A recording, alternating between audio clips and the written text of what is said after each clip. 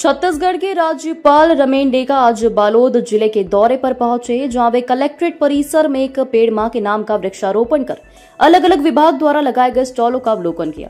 इसके बाद राज्यपाल ने कलेक्टर, एसपी सहित जिलाधिकारियों की बैठक ले जल, वायु, शिक्षा, स्वास्थ्य जैसे तमाम विषयों पर चर्चा किया।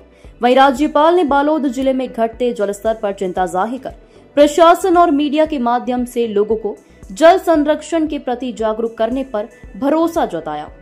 इसका जो हमारा प्राइम मिनिस्टर का 20 फ्लैगशिप प्रोग्राम है उसका रिव्यू किया और रिव्यू में देखा है ठीक ही है और कुछ जगह पे हमको आगे बढ़ना है। यहाँ जो वाटर लेवल है यहाँ बहुत कम हो रहा है, इसके लिए जागरूकता पैदा करना है और इसमें आप लोग का सहयोग साथ है, क्योंकि लोगों को भी अवेयरनेस होना पड़ेगा, जल संरक्षण करना पड़ेगा।